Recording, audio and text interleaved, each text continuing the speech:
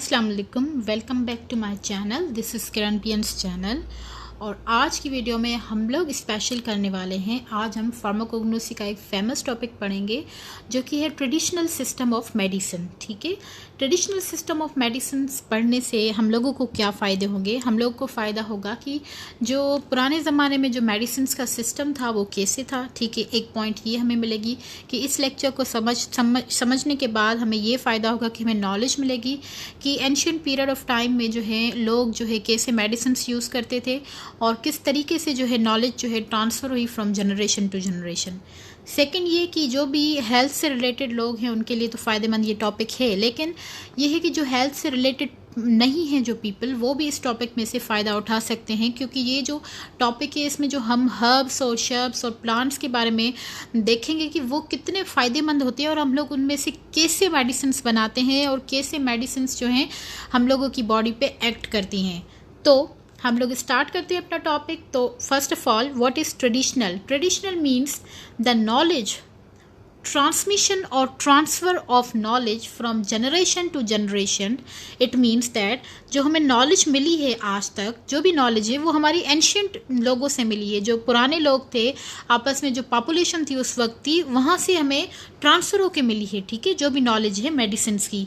तो इस पिक्चर में हम देखेंगे कि वो कौन से लोग थे। जैसे ये देख सकते हैं आप, ये आयुर्वेदा जो हैं, ये वाली पिक्चर आयुर्वेदा है, ये बेबलॉनिक है और ये इस्लामिक है और ये चाइनीज़ है।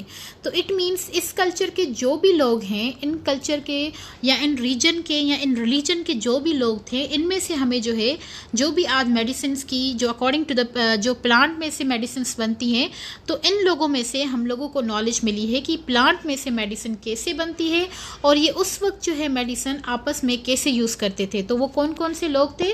आयुर्वेदिक जैसे ये है, जैसे बेबलॉनिक है और जैसे चाइनीज़ है और जैसे इस्लामिक है। तो इनमें से हमारी नॉलेज जो है ट्रांसफ़र हुई है from generation to generation. Okay, now going to the next slide.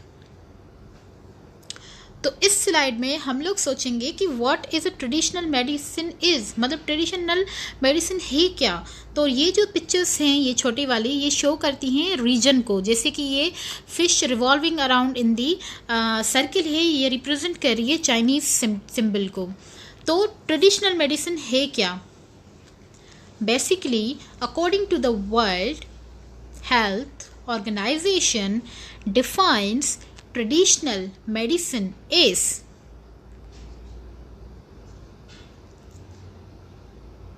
the sum total of the knowledge, skills and practices based on the theories, beliefs and experiences indigenous to different culture, whether explicable or not, used in the maintenance of health as well as in the prevention, diagnosis, improvement, treatment of physical and mental illness. अब इस definition से हम लोग क्या समझ सकते हैं? इस डेफिनेशन से हम लोग ये समझ सकते हैं कि जो सम हो, यानी कि एडिशन हो, जो उन वक्त के उस वक्त के जो लोग थे और उस वक्त के जो भी हकीम थे, तो उनकी जो भी नॉलेज थी उनको हम सम करेंगे, उनके हम सारी नॉलेज को मर्ज करेंगे और उनके स्किल्स को, उनकी प्रैक्टिसेस को, जो कि बेस करती हैं थ्योरीज़ पे, कि थ्योरीज़ यानी कि जो उन्होंने बताई हैं बातें, वो थ्योरीज़, और उनके यकीनों पर, जो उनके बिलीव्स थे। ठीक है, और जो एक्सपीरियंसेस थे उनके, जैसे वो मेडिसिन बनाते थे और लोगों को देते थे इंडिविजुअली, तो उन एक्सपीरियंसेस को हम लोग सम अप करेंगे। डिफरेंट, मतलब जो भी, जैसे कि मैंने आपको बताया चाइनीज़ ट्रेडिशनल था और इस्लामिक ट्रेडिशन था और आयुर्वेदा, बेबलॉनिक, ये जो सारे डिफरेंट कल्चर के जो भी लोग थे, उनकी नॉलेज को, उनके स्किल्स को, उनकी प्रैक्टिसेस को और उनके एक्सपीरियंसेस को हम लोग प्लस करेंगे, सम अप करेंगे और उनमें से हम लोग अंदाज़ा लगा सकते हैं कि मेडिसिन कैसे बनी जाती थी, जो कि यूज़ होती थी हेल्थ की मेंटेनेंस के लिए और प्रिवेंट करती थी वो किस चीज़ को? डायग्नोसिस को, इम्प्रूवमेंट को, ट्रीटमेंट को और फिजिकल मेंटल इलनेस को।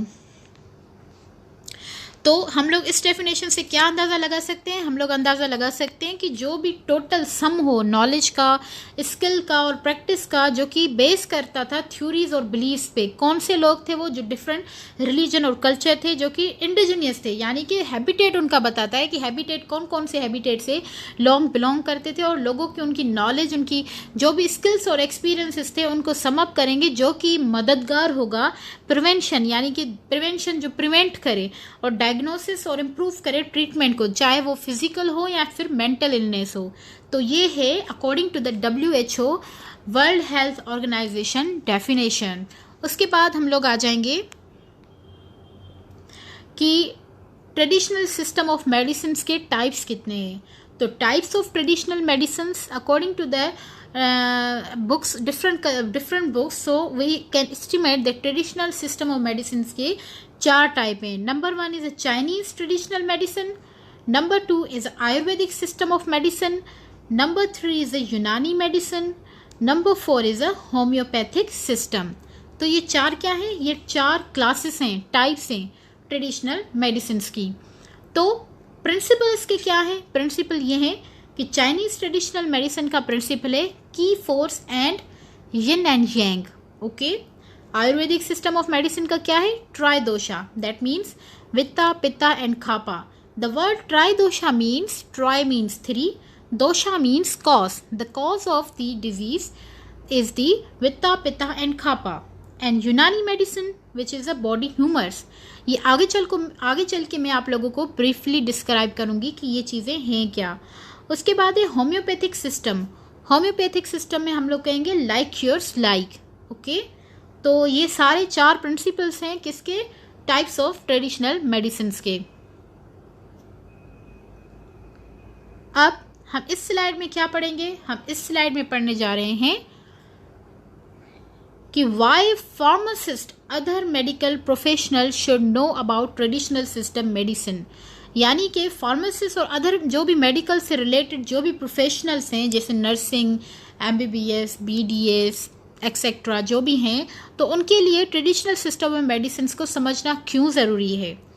To be in position to advise patients who may wish to consult an alternative practitioner. इस पैराग्राफ का मतलब ये है, इस लाइन का मतलब ये है कि जो भी आपके पास पेशेंट आए और जो उसके पास पर्टिकुलरली स्पेसिफिक डिजीज़ है, ठीक है, स्पेसिफिक डिजीज़ है, तो जो कि ट्रीट हो सकती है specially with the specific medicine, और उस मेडिसिन की नॉलेज किसके पास है? वो मेडिसिन की नॉलेज हकीम के पास है। या फिर आप बोल रहे हैं कि उस ज़माने में जो भी लोग थे, हकीम ही उनको कहा जाता था, जो कि रिलेटेड विद द मेडिसिन जो कि बनाई जाती थी प्लांट्स में। तो चाहिए उनको एडवाइस करें पेशेंट को कि वो स्पेसिफिकली अल्टरनेटिव प्रैक्टिशनर से मिलें। ठीक है। फिर traditional use is a common starting point in the ongoing search for new. अब फार्मासिस्ट और दूसरे जो भी हेल्थ केयर प्रोफेशनल हैं, उनको ट्रेडिशनल सिस्टम ऑफ मेडिसिन इसलिए समझना चाहिए क्योंकि मेडिसिन की शुरुआती जो है, स्टार्टिंग पॉइंट जो है, वो न्यू ड्रग की जो है ट्रेडिशनल में से ही है। ट्रेडिशनल मेडिसिन से ही जो है स्टार्टिंग पॉइंट स्टार्ट होती है। तो सारे हेल्थ केयर प्रोफेशनल्स को ट्रेडिशनल सिस्टम ऑफ मेडिसिन की नॉलेज होना बहुत ज़रूरी है।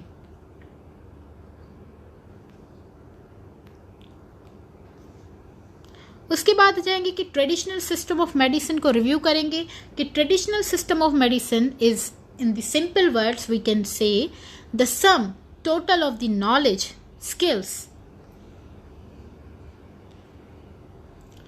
skills, practices based on the theories, beliefs, experiences indigenous to different culture।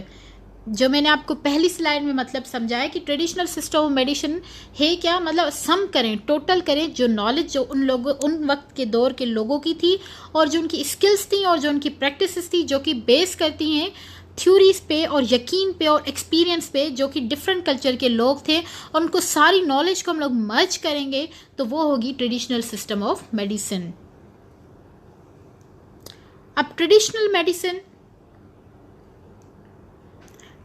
Medicine जो है, मेडिकल प्रैक्टिसेस दैट इंक्लूड्स। अब मेडिकल प्रैक्टिसेस कौन सी होती हैं, क्या होती हैं? जो कि इंक्लूड करती हैं diagnosis, prevention, treatment, relying on practical experience and observation.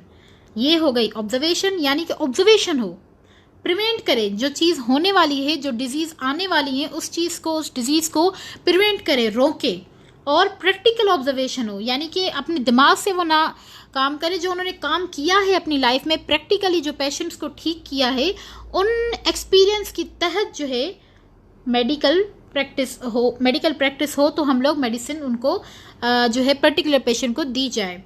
And the second point is the handing down from generation to generation whether verbally और रिटन फॉर्म। इसका मुराद ये है कि हम, मैंने जैसे आपको ट्रेडिशनल का लफ्ज़ की डेफिनेशन भी बताई कि जनरेशन टू जनरेशन ट्रांसफॉर्मेशन हो नॉलेज की, चाहे वो वर्बली हो या फिर रिटन फॉर्म में हो, तो वो ट्रेडिशनल मेडिसिन ही है। ठीक है, तो ट्रेडिशनल मेडिसिन इस स्लाइड में हमने क्या समझा कि मेडिकल प्रैक्टिस जो कि इंक्लूड करे डायग्नोसिस, प्रिवेंशन और ट्रीटमेंट, जो कि तहत हो किसके, प्रैक्टिकल एक्सपीरियंस पे और ऑब्जर्वेशन पे, यानी कि प्रैक्टिकली उनका एक्सपीरियंस हो, नॉट जो है फॉर ब्रेन देयर। ओके, और handed down from generation to generation, और वो नॉलेज और स्किल और प्रैक्टिसेस को जो है, ऑब्जर्वेशंस को जो है जनरेशन टू जनरेशन ट्रांसफर करें, तो that is the traditional medicine. Now the diseases in traditional system. अब डिजीजेस कौन सी हैं ट्रेडिशनल सिस्टम में? डिजीजेस हैं, number 1 is the minor illness. अब माइनर इलनेस का मतलब क्या है? माइनर मीन्स छोटा, इलनेस मीन्स बीमारी। अब मतलब इतनी सीवियर ना हो, मतलब इलनेस जो है माइनर हो, तो कौन कौन सी वो हो सकती हैं? जैसे aches, pain, flatulence, diarrhoea, wounds, facilitating childbirth. तो ये क्या है? ये माइनर इलनेस है। इन इलनेस में जो है ट्रेडिशनल मेडिसिन का यूज़ किया जाता है। अब पेन हो, किसी को दर्द हो तो उसमें यूज़ किया जाएगा। डायरिया हो जैसे किसी को, तो उनमें यूज़ किया जाएगा। वाउंड्स जो जख्म हो उनमें यूज़ किया जाएगा। और चाइल्ड बर्थ जैसे होता है, तो आपने अक्सर देखा होगा कि जो हमारी दादियाँ अम्मियाँ होती हैं, तो वो ज़्यादातर जो है ड्यूरिंग द चाइल्ड बर्थ जो है हर्बल मेडिसिन का यूज़ करती हैं। तो आप इससे अंदाज़ा लगाएं कि चाइल्ड बर्थ में भी ट्रेडिशनल मेडिसिन का कितना बड़ा रोल है। तो उस ज़माने में चाइल्ड बर्थ में स्पेशली जो है ट्रेडिशनल मेडिसिन का बहुत यूज़ किया जाता था। और इसके अलावा प्लांट और herb used and obtain from a local market and would be well known with in the community. अब इसका मतलब ये है कि जो प्लांट और हर्ब हैं जो यूज़ वो की जाती थी, जो कि लोकल मार्केट से इजीली उनको मिल जाती थी और उनको वेल नोन होती थी, जो कि वेल नोन होती थी कम्युनिटी में, वो यूज़ की जाती थी। तो इस स्लाइड का मकसद ये है कि जो डिजीज़ेस होती हैं, उस डिजीज़ेस में कौन कौन सी वो डिजीज़ हो गई, जैसे aches, pain, flatulence, diarrhoea, wounds और फैसिलेटिंग चाइल्ड बर्थ में भी ट्रेडिशनल मेडिसिन का यूज़ किया जाता है। अब हम लोग आ जाएंगे सेकंड डिजीज पे, जो ट्रेडिशनल मेडिसिन जो ट्रेडिशनल सिस्टम में हो जो है यूज़ किया जाए, जैसे क्रॉनिक और सीरियस डिसऑर्डर। क्रॉनिक यानी कि लॉन्ग हो, मतलब जो माइनर है वो थोड़े मंथ्स में, थोड़े दिनों में, थोड़े टाइम के लिए होती है। और क्रॉनिक ये है कि more than 6 months, more than 1 year जो है बहुत ज़्यादा इलनेस हो, तो उसको हम लोग क्रॉनिक बोलेंगे या फिर सीरियस डिसऑर्डर बोलेंगे। तो उसमें क्या होता है, जैसे कि लाइक कैंसर, जैसे कैंसर है तो ये सीरियस है। जेनेटिक और मेटाबॉलिक डिजीजेस हैं, ये भी सीरियस हैं और क्रॉनिक हैं। तो जेनेटिक यानी कि जीन्स में जो है म्यूटेशन आ जाए, ठीक है, या तो फिर मेटाबॉलिक डिजीजेस आ जाए। उसमें जेनेटिक म्यूटेशन मैंने बहुत अच्छी तरीके से समझाया, अगर देखना है तो आप मेरी प्लेलिस्ट में जाएं फिजियोलॉजी की, उसमें आप देख सकते हैं। उसके बाद plant remedies will certainly be used but they may be used as a part of virtual and treatment will also involve practices such as divination to find out which gods or ancestor have been offended and what sacrifices may be necessary to appease the supernatural entity। अब इन सब का मतलब ये है, simply आप इस figure में देखें कि इस फिगर में एक पेशेंट है, ठीक है। इस पेशेंट में उस ज़माने में कहते थे कि अभी भी इस ज़माने में भी कहते हैं, लेकिन हम उस ज़माने की बात करें तो उस ज़माने में ज़्यादातर जो है पेशेंट को कहा जाता कि ये आपको जो सज़ा मिली है, ये जो क्रॉनिक डिजीज़ है आपको, ये आपके सिन की वजह से मिली है, ये गॉड ने आपको दी है, तो ये आपके ऊपर कर्स है, मतलब ये आपके कर्स है और आपको गॉड ने दी, that is why this disease is chronic. तो ये आप देख सकते हैं कि एक जो है आदमी ऊपर जो है अल्लाह की तरफ देख रहा है और उनके लिए दुआ कर रहा है। तो ये बिलीफ भी होता था कि क्या पता जो है इस तरीके से बंदा ठीक हो जाए। और दूसरी पिक्चर में आप देख सकते हैं कि मोटर एंड पेस्टल है और ये आदमी दवाइयाँ बना रहा है, मेडिसिनल दवाइयाँ बना रहा है और इनको दे रहा है। तो वहाँ पे उस दौर में एक तो बिलीफ होता था रिलीजियस पॉइंट ऑफ व्यू से, या तो बंदा ठीक हो जाए या तो फिर हर्ब्स से ठीक हो जाए, और तीसरा सेक्रीफाइस करते थे। इस आदमी को आप देख सकते हैं इस पिक्चर में कि इनको जो है गोट है हाथ में, तो ये मतलब दुआ करती थी कि एक बंदा ठीक हो जाएगा तो हम लोग सेक्रीफाइस करेंगे, हम लोग कोई ना कोई जानवर इनके ऊपर जो है सेक्रीफाइस कराएंगे। तो इस पिक्चर का आप देख सकते हैं कि मतलब उन उस वक्त में जो है हर्ब्स और शर्ब्स और जो मेडिसिनल प्लांट्स के साथों साथ जो है बिलीफ और जो है सेक्रीफाइसेस भी रोल प्ले करते थे। तो इस पैराग्राफ का सिंपली मकसद ये कि क्रॉनिक और सीरियस डिजीज में भी ट्रेडिशनल मेडिसिन सिस्टम का भी बहुत यूज था। उसके बाद आ जाएंगे कि ट्रेडिशनल चाइनीज मेडिसिन। अब ट्रेडिशनल चाइनीज मेडिसिन आप देख सकते हैं कि ये जो है सिंबल ट्रेडिशनल चाइनीज मेडिसिन में के उस वक्त के जो है ये लोग ऐसे होते थे, इस तरीके से उनकी ड्रेसिंग होती थी। तो आप यहाँ पे देख लें, आप यहाँ पे देखें कि ये एक सर्कल में फिश घूम रही है, ये रही, ठीक है, एक ये है और एक ये है। तो अब इनका क्या मुराद है? असल में ये एक फिश है, क्या है? फिश है। तो फिश ये जो है रिवॉल्व कर रही है सर्किल में। एक फिश नहीं है, दो फिशेस हैं, एक वाइट कलर की और एक ब्लैक कलर की। वाइट जो है ब्लैक के ऊपर रिवॉल्व कर रही है और ब्लैक जो है वाइट के ऊपर रिवॉल्व कर रही है, यानी कि एक दूसरे के ऊपर जो है ये रिवॉल्विंग कर रही है एक सर्किल में। तो अब ये है कि चाइनीज मेडिसिन सिस्टम में ब्लैक कलर को जो है वो बुरा समझा जाता था। Black means darkness, white means whiteness यानी कि ब्राइटनेस। तो इसमें ये मुराद है कि जब भी डार्कनेस और ब्लैक कलर पे या कोई कुछ ऐसी बुरी चीज़ हो जाती थी तो उनको वो कहते थे कि ये बीमार हो गया है। अब ब्लैक को आप देखें, इसमें सिंबल है एक बीमारी का और एक सिंबल है फियर का। तो आप ब्लैक देखें कि ब्लैक यहाँ पे डोमिनेंट है, तो यहाँ पे फियर और बीमारी का सिंबल है। और इस फिगर में अगर आप आएँ तो यहाँ पे आप देखें कि यहाँ पे शैतान जो है हंस रहा है और जो पेशेंट है वो रो रहा है। तो यानी कि ब्लैक भी यहाँ पे डोमिनेंट है। Whenever there is a dominancy of the black, यानी कि बीमारी आ गई है, तो इस फिगर का सिंपली ये मुराद है कि ट्रेडिशनल चाइनीज सिस्टम में ब्लैक कलर को बुरा मान जाता था, इसलिए उन्होंने इस तरीके से सिंबल दे के हमें समझाया है कि जो ब्लैक है वो डिजीज है और वाइट जो है वो ब्राइटनेस है, हेल्दी लाइफ है। ठीक है, और ये है कि इनका इम्बैलेंस अगर हो जाए वाइट और ब्लैक का, यानी कि ब्लैक जो है वो डोमिनेंट हो गया है तो डिजीज़ हो गई है, लेकिन वाइट अगर डोमिनेंट हो जाए तो डिजीज़ नहीं है। तो इन दोनों का आपस में बैलेंस्ड होना बहुत ज़रूरी है।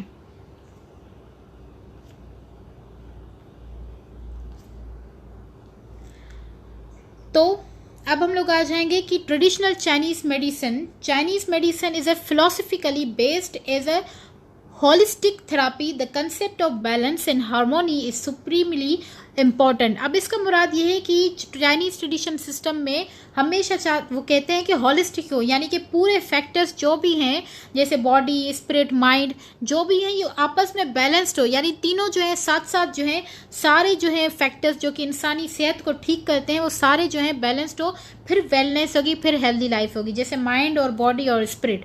तो कंसेप्ट ये है कि बैलेंसिंग कंसेप्ट है यहाँ पे। अगर आपका बैलेंस होगा इन तीनों में तो आपकी बॉडी जो है हेल्दी होगी और सुपीरियरली जो है वहाँ पे हेल्दीनेस होगी। देख सकते हैं आप यहाँ पे इस फिगर में body and spirit and mind are equally balanced with each other, that is why the wellness is dominant here. Now theories in traditional system of medicine.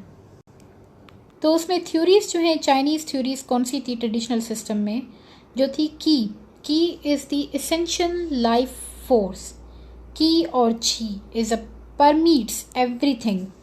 It is transferable, that is digestion extracts ki from blood and drink and transfer it to the body. Breathing extracts ki from the air and transfer it to the lungs. These two forms of ki meet in the blood and form human की। So simply यहाँ पे एक theory है की की मतलब की का मतलब ये, इसको हम की पढ़ें या छी पढ़ें तो इसका मतलब सिर्फ ये है कि it's essential life force. Essential, इसको एक एसेंशियल लाइफ फोर्स कहा गया है, एक तरीके से इसको फोर्स कहा गया है। इसका मतलब सिर्फ ये है कि इनको दो कैटेगरीज में कहा गया है, जो कि डाइजेशन हो या फिर हम जो ड्रिंक करें, जो ड्रिंक करेंगे वो बॉडी में जाएगी, तो बॉडी में ड्रिंकिंग, जो हम पानी पिएंगे ड्रिंक करेंगे तो बॉडी में जाएगी, तो बॉडी में ताकत आएगी।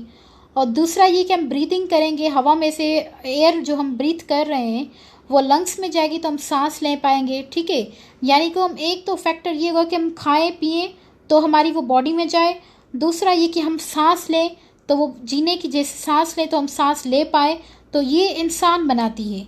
तो according to this theory means whenever we eat and we breathe, these two factors plays role in the key, the essential life force is the theory. Hope कि ये स्लाइड आपको समझ आ गई होगी। अब हम चलते हैं नेक्स्ट स्लाइड पे। Qi the crucial life force, food and air, it is the quality, quantity and balance of qi that determines human state of health. अब की क्या बता रही है, वो कह रही है कि एक क्वालिटी है और क्वांटिटी है कि कितना बैलेंस हो रहा है कि एक इंसान की हेल्थ में। यानी कि इंसानी हेल्थ जो स्टेट है उसमें हम अंदाज़ा लगा सकते हैं कि क्वालिटी और क्वांटिटी, जो हम हवा और जो खाद खुराक है उसकी हम कितनी क्वांटिटी और क्वालिटी से ले रहे हैं, उस तरीके से हम लोग डिटरमाइन कर सकते हैं कि ह्यूमन स्टेट कितनी अच्छी है। तो आप इस फिगर में देख सकते हैं कि ये इंसान जो है, ह्यूमन जो है, अच्छे तरीके से क्वालिटी जो है इसकी अच्छे तरीके से सांस ले पा रहा है। क्वालिटी देखें आप इसकी कि ये एक जगह पे गया है जहाँ पे ये खुले तरीके से सांस ले पा रहा है। अगर हम फॉर एग्जांपल एसी में सांस ले रहे हैं तो यहाँ पे हमें फ्रेश ऑक्सीजन नहीं मिल रही, पर अगर हम खुली जगह पे जाएँ, जैसे ये समंदर के पास खड़ा हुआ है तो इसको खुली हवा मिल रही है, यानी कि क्वालिटी इज़ गुड। और दूसरा ये कि हम क्वालिटी और क्वांटिटी फूड में भी होगी कि फूड हम कौन सी क्वालिटी का खा रहे हैं और क्वांटिटी कितनी खा रहे हैं। तो ये दोनों फैक्टर्स जो हैं हमारी हेल्थ पे जो है मेजर रोल प्ले करती हैं। तो food and air affect the health, so diet and breathing exercise are very important. तो हमारी डाइट, यानी कि फूड का भी हम एक शेड्यूल बनाएं, डाइट बनाएं, इस हिसाब से हम लोग खाएं। और ब्रीदिंग करें, मतलब ब्रीदिंग कैसे, यानी कि हम लोग एक्सरसाइज करें। एक्सरसाइज से मुराद हम लोग वॉक करें, हम लोग जंप्स दें, हम लोग मतलब काम करते रहें, फिरते रहें, घरों में हैं तो वो हम लोग काम जो कर रहे हैं, और ब्रीदिंग उस तरीके से हमारी एक अच्छी होगी। कैसे अच्छी होगी, जब हम एक्सरसाइज करते हैं तो हमारी बॉडी में पसीना भी आता है और हमारी सांस भी तेज़ हो जाती है। ये इसलिए होती है क्योंकि हमारी बॉडी का मेटाबॉलिज्म जो है उस वक्त होता है वो तेज़ होता है, यानी कि मेटाबॉलिज्म में कैटाबॉलिज्म जो है तेज़ होता है। तो कैटाबॉलिज्म की वजह से क्या होता है, जो भी अंदर जो भी चीज़ें या मॉलिक्यूल्स जो हैं वो ब्रेक डाउन हो रहे होते हैं, तो इस वजह से स्वेटिंग भी आता है और सांस भी जो है वो तेज़ हो जाती है। तो these aspects are consider first before herbs are introduced. तो की थ्योरी का मकसद सिर्फ इतना है कि quality and quantity of air and food, तो ये पहले उनका मेजर रोल प्ले करती है। उसके बाद जो है हर्ब्स का इंट्रोडक्शन होता है, मतलब उनकी प्रायोरिटी जो होती है हेल्थ की पहले ब्रीदिंग एंड फूड है, उसके बाद जो है हर्ब्स है। ये किसका सिस्टम है, ये है चाइनीज़ ट्रेडिशन सिस्टम। और ये थ्योरी कौन सी है, ये की थ्योरी है, जो कि क्रूशियल लाइफ फोर्स है। की क्या है, this is a crucial life force, यानी कि ये एक फोर्स है, एक ताकत है।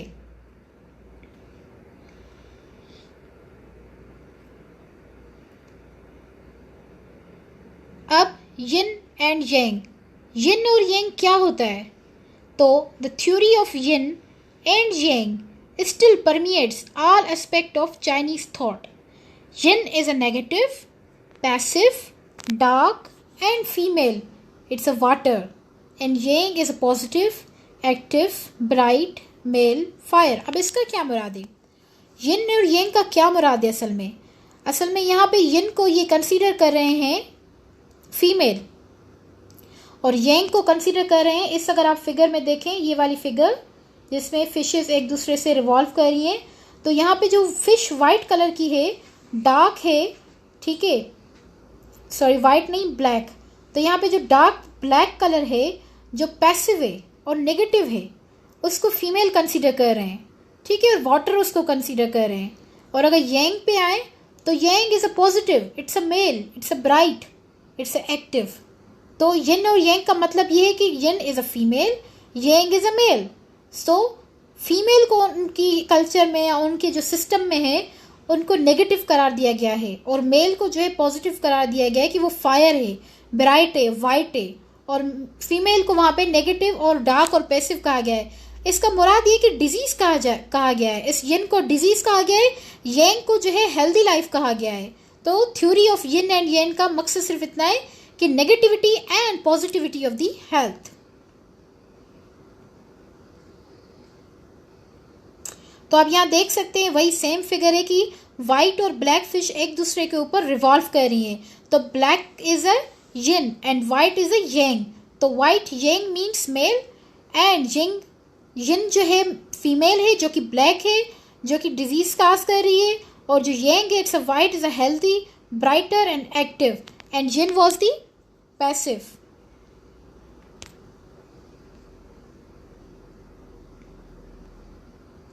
तो yin and yang, where yin is weak, yang is strong, and vice versa. As I told you that yin is a female, yang is a male, and yang is active, yin is a passive, yin is darker and black, yang is white and bright. तो क्या मकसद हुआ कि yin यहाँ पे simply ये आप figure देखें कि yin जो है ब्लैक है, जो कि वीक है कंपेयर टू द यांग। यांग एक मेल है, वो ब्राइट है, तो वो क्या है, हेल्दी लाइफ यानी कि स्ट्रॉन्ग है। तो एक दूसरे से ये अलग भी नहीं होते और इनका आपस में बैलेंस होना बहुत ज़रूरी है। अगर इनमें से कोई एक डोमिनेंट हो गया तो हेल्थ जो है अफेक्टेड होगी बहुत। Both hold the parts of each other. आप यहाँ देख सकते हैं इस फिगर में कि एक दूसरे को इस तरीके से इन्होंने होल्ड किया हुआ है कि एक दूसरे को वो छोड़ नहीं सकते।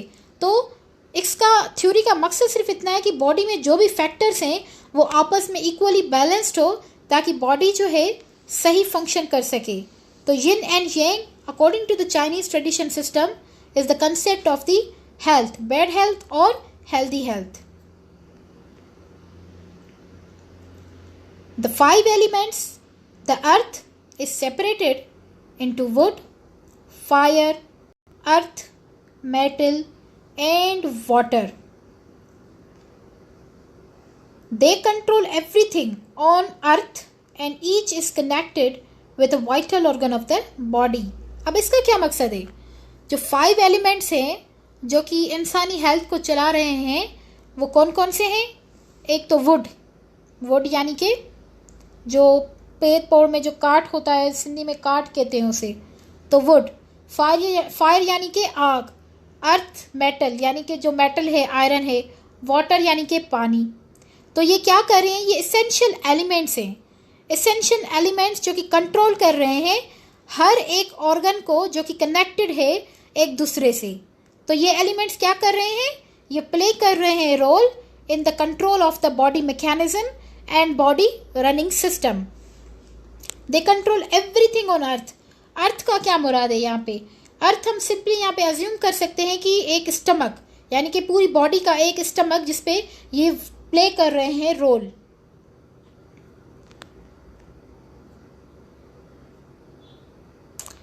अर्थ is separated into wood, wire, fire, earth, metal and water. They control everything on earth and is connected with a vital organ of the body. तो आप यहाँ देख सकते हैं इस फिगर में, आप इस फिगर से अंदाज़ा लगाएं कि ये 5 एलिमेंट साइकिल है. ग्रीन यहाँ पे शो कर रहा है productive, red is destructive and the purple one is a weaken. अब आप यहाँ पे देखें कि first factor is the fire, second is earth, third is metal, 4 is water and 5th is would. तो यहाँ पे ये साइकिल है पूरा कि फायर में से अर्थ बन रही है, अर्थ में से मेटल, मेटल में से वो वाटर, वाटर में से वुड और वुड में से फायर. तो ये पूरी एक साइकिल है. अगर ये बैलेंस्ड होंगे पूरे 5 फैक्टर तो एक हेल्दी लाइफ होगी, प्रोडक्टिव होगी, ग्रीनिश होगी. ठीक है.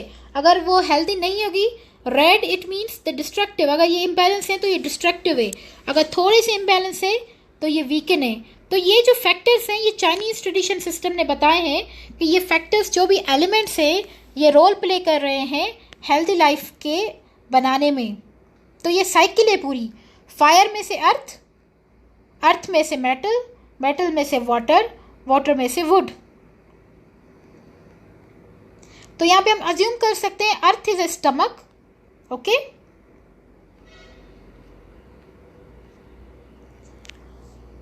द वाइटल ऑर्गन्स, अब यहाँ पे इस फिगर में देखिए कि इन्होंने एस्टिमेट किया है कि जो ऑर्गन्स है इस बॉडी में, ये आपको बाद में समझाती हूँ। ये आप साइकिल यहाँ पे देखें कि फायर में से अर्थ हो रही है, यानी कि अर्थ इज ए स्टमक। फिर अर्थ में से मेटल हो रहा है, यानी कि अर्थ और मेटल के बीच में क्या है, स्प्लीन। और मेटल क्या है, लार्ज इंटेस्टाइन। और मेटल और वाटर के बीच में क्या है, लंग्स। और वाटर और वुड के बीच में क्या है, ब्लैडर, लिवर, किडनी। और उसके अलावा वुड और फायर के बीच में है gall bladder, small intestine and heart. तो ये सारे शो कर रहे हैं, actually these factors are showing that these are the organs in the human body। तो यहाँ पे आप देख सकते हैं कि ये पूरे जो है जिस्म में ये जो ऑर्गन है एक दूसरे से आपस में बैलेंस कर रहे हैं फंक्शनली। तो यहाँ पे इन्होंने इनको नाम दिए हैं सिंपली फायर, अर्थ और मेटल, वाटर एंड वुड।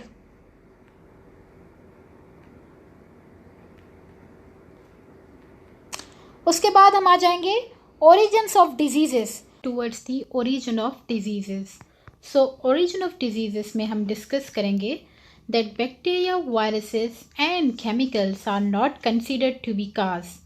उस वक्त में क्या होता था चाइनीज़ सिस्टम में, उस दौर में ये होता था कि बैक्टीरिया और वायरस और केमिकल्स को वो कंसीडर नहीं करते थे कि यही काज है एक डिज़ीज़ का, क्योंकि उस वक्त में माइक्रोस्कोप और इलेक्ट्रिकल माइक्रोस्कोप जो है वो दरियाफ्त इतने नहीं थे। तो उस वक्त में बैक्टीरिया और वायरस और केमिकल्स को जो है कंसीडर नहीं किया जाता कि वो ही एक मेन काज है ओरिजिन ऑफ डिजीज़ का। If an body is weak, it may be attacked, caused path must be rectified. It may be a consequence of an external element and internal emotional element. तो उस वक्त में उनका concept ये था कि bacteria और वायरसेस एंड केमिकल्स जो है मेन काज नहीं होता डिजीज़ का, बल्कि ये होता है कि जब बॉडी एक इंसान की वीक हो जाए, वो वीक इसलिए होती थी कि जो एक्सटर्नल एलिमेंट या एक्सटर्नल एलिमेंट में फायर, एयर, वुड, मेटल और जो ये 5 एलिमेंट्स थे उनमें कोई इम्बैलेंस हो जाए, या तो फिर इंटरनल इमोशनल, जैसे कि इंटरनल इमोशनल इसमें इमोशंस में कोई डिसबैलेंस आ जाए, तो उन 2 एलिमेंट्स की वजह से जो है ओरिजिन ऑफ डिजीज़ होती थी, ना कि बैक्टीरिया, वायरस और केमिकल की वजह से डिजीज़ काज होती थी। ये एक कंसेप्ट था Chinese tradition system of medicine का। उस वक्त में चाइनीज़ जो लोग थे ये कंसिडरेशन करके जो है ओरिजिन ऑफ डिजीज़ समझते थे। तो आप ये फिगर देख सकते हैं कि इसमें बैक्टीरिया और वायरस दिखाया गया है। तो उस वक्त जो है इनका कॉन्सेप्ट नहीं होता था कि यही जो है काज करते हैं डिजीजेस, लेकिन रिसेंट टाइम में आप देख सकते हैं कि मेन काज ही जो होता है, बेशक जो है इमोशनल डिस्टर्बेंस भी एक काज होता है बॉडी की डिजीज़ में, लेकिन मेन जो है causes of the diseases are majority of the bacteria and viruses. Here you can see the virus and bacteria are revolving around the in the system of the human body.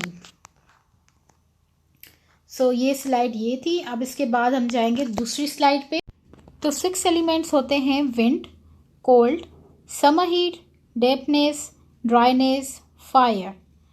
तो wind यानी कि हवा, cold यानी कि temperature जो है वो कम हो जाए, कोल्डनेस की तरफ चला जाए, समर हीट यानी कि गर्मी, और डैम्पनेस यानी कि मॉइस्चर, ड्राइनेस यानी खुश्की, फायर यानी कि आग। तो ये 6 एलिमेंट्स होते हैं जो कि इंसानी सेहत को अफेक्ट कर सकते हैं।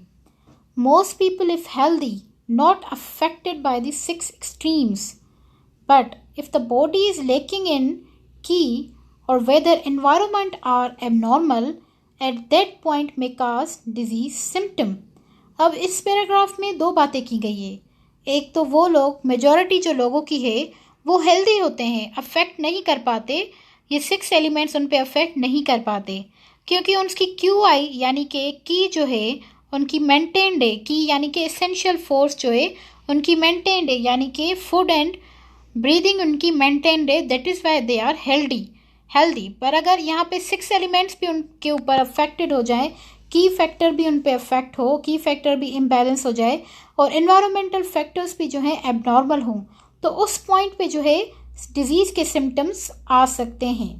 तो इस स्लाइड में बेसिकली क्या बताया गया है कि 6 एलिमेंट्स जो एक एक्सटर्नल एलिमेंट्स हैं जो कि बॉडी को अफेक्ट कर सकते हैं, that is the wind, cold, summer heat, dryness, fire. Okay,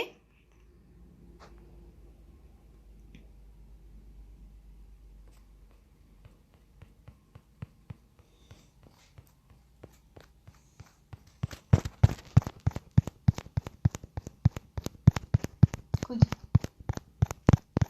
trim थी दोस्त हैं.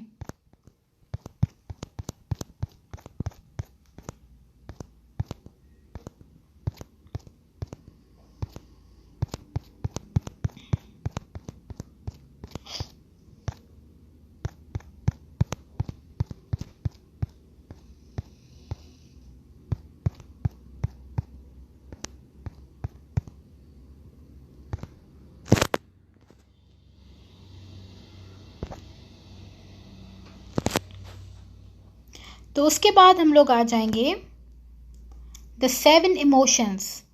These are the major internal cause of disease. These are joy, anger, anxiety, concentration, grief, fear, fright. Excessive emotional activity cause yin and yang imbalance, blockage of ki in the meridians, and impairment of vital organ function, damage of the organs, and allows disease to enter from outside or a minor weakness from inside to develop. इस slide में बताया गया है कि जो 7 emotions हैं, for example anger, Joy, anxiety, fear, fight, grief, and excessive sadness. So these emotion actually are causing the diseases, like they are causing the imbalance between yin and yang. As I told you earlier that अगर yin और yang जो fishes हैं, healthy और unhealthy जो fishes हैं, आप दूसरे में बैलेंस्ड नहीं होंगी, इम्बैलेंस होंगी, तो वो डिजीज़ काज कर सकती हैं. और प्लस में की जो फोर्स है, अगर की फोर्स भी इम्बैलेंस हो जाए, यानी कि ब्रीथिंग एंड फूड टेकिंग जो है इम्बैलेंस हो जाए, तो उसमें भी डिजीज़ काज हो सकती है. और थर्ड फैक्टर क्या है, इनकी वजह से, यानी कि इमोशनल डिसेबल की वजह से, यानी कि इमोशंस में बैलेंसिंग नहीं है, इमोशंस जो हैं इम्बैलेंस है, तो उसकी वजह से इंटरनल ऑर्गन्स जो हैं वो भी डैमेज हो जाएंगे. और जो इम्यूनिटी ऑफ द बॉडी है वो वीक हो जाएगी. Immunity of the body weak होने की वजह से क्या होगा, वीक होने की वजह से इम्यूनिटी वीक हो जाएगी. और एक्सटर्नल जो भी बैक्टीरियाज, वायरसेस, और जो भी एक्सटर्नल जो बैक्टीरिया और वायरसेस, तो ये रिसेंट कंसेप्ट है, लेकिन ओल्ड कंसेप्ट में बॉडी वीक हो जाती थी due to the imbalance of yin and yang and as well as the key force theory imbalancement. तो इनकी वजह से, इमोशंस की वजह से ये दोनों इम्बैलेंस हो जाती थी. लेकिन रिसेंट थ्योरी कहती हैं, जो रिसेंटली थ्योरीज हैं, अगर हम ट्रेडिशनल सिस्टम से हट के बात करें, तो ये इमोशंस की डिसबैलेंस की वजह से क्या होता है, इंटरनल इम्यूनिटी जो है वो वीक हो जाती है. वीक होने की वजह से जो एक्सटर्नल बैक्टीरिया, वायरसेस और जो भी माइक्रोब्स हैं वो अटैक करते हैं बॉडी पे. अटैक करने की वजह से डिजीजेस काज होती हैं. तो दिस स्लाइड आई होप कि you must understood. Now diagnosis. अब चाइनीज ट्रेडिशन सिस्टम डायग्नोस कैसे करते थे. First of all examination of the tongue. वो टंग की एग्जामिनेशन करते थे, यानी कोई ज़बान देखते थे. यानी कि ज़बान इसलिए देखते थे कि वहाँ पे कोई कलर चेंजिंग या स्प्यूटम या सलाइवा की जो है वो कलर और जो है डिसेम्बलेंस तो नहीं है. और पल्स डायग्नोस करते थे. और पल्पिटेशन ऑफ इंटरनल ऑर्गन्स, जैसे इस तरीके से आप देखें इस फिगर में, ये इंटरनल ऑर्गन्स की पल्पिटेशन इस तरीके से वो एग्जामाइन करते थे कि वो पल्पिटेशन नॉर्मल है या एबनॉर्मल. देन मसाज करते थे. मसाजिंग से उनको पता चलता था कि बॉडी इज़ गुड और नॉट, इज़ हेल्दी और वीक. इंटरव्यूइंग, यानी कि क्वेश्चंस पूछते थे, इंटरव्यू करते थे between the patient and between the expert practitioner. Questions are asked about sleep patterns, stool, urine, quality, fever, etc. Interview में वो क्या पूछते थे? वो पूछते थे कि स्लीप पैटर्न्स अपने बताएं, कि आप शेड्यूल बताएं कि आप किस वक्त सोते हैं, किस वक्त जागते हैं और कितनी टाइम जो है आप सोते हैं और सोते वक्त आपको क्या फीलिंग्स आती हैं एक्सेट्रा. तो दे आर स्लीप पैटर्न्स.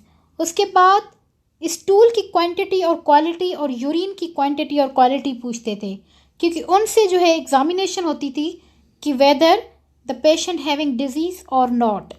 और फीवर देखते थे, यानी बुखार देखते थे. तो चाइनीज़ ट्रेडिशन सिस्टम में डायग्नोसिस इन फैक्टर्स पे की जाती थी. उसके बाद हम आ जाएंगे ट्रीटमेंट. तो ट्रीटमेंट का क्या है यहाँ पे स्लाइड.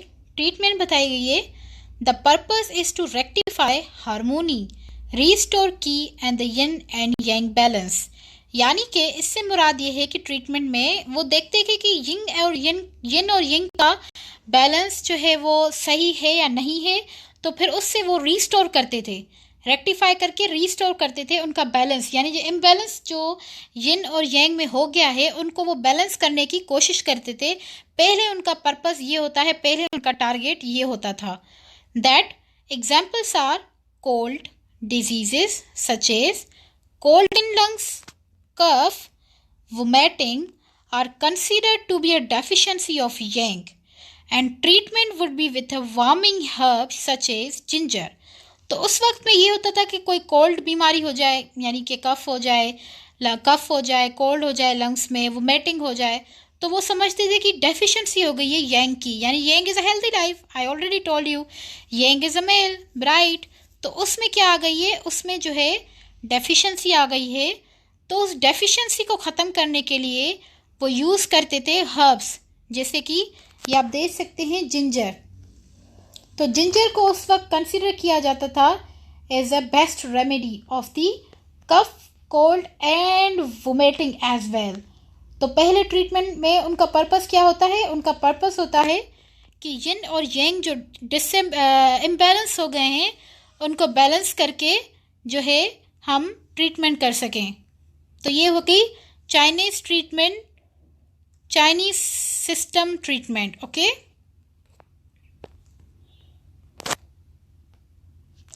अब हम कुछ इम्पोर्टेंट हर्ब्स देखेंगे. ये TCM नहीं है, TSM है.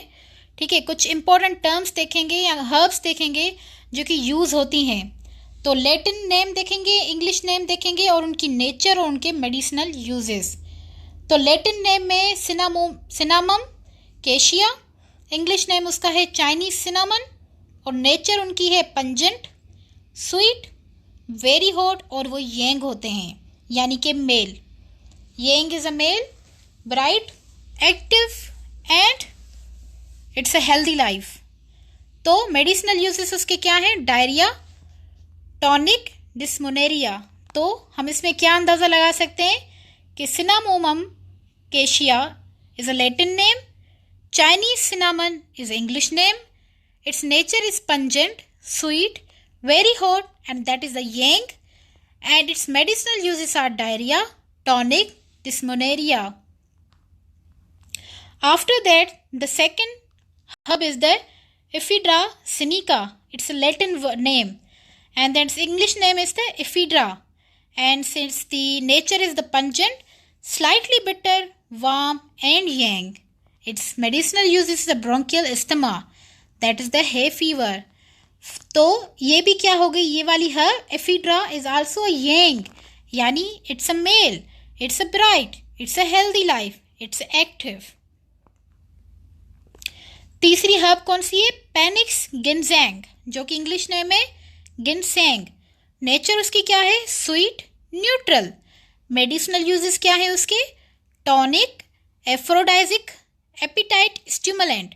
एफ्रोडाइजिक यानी कि सेक्स स्टिमुलेंट, एपिटाइट यानी कि hunger stimulant we say. Okay, तो Panax ginseng is a Latin name, ginseng is a English name. Its nature is sweet and neutral. Its medicinal uses are tonic, aphrodisiac, appetite, stimulant. उसके बाद the fourth herb is the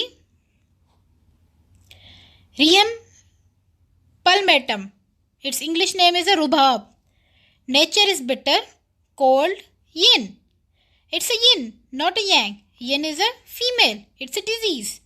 So, the medicinal uses are constipation, burns, diarrhea, jaundice, zingiber, officinal.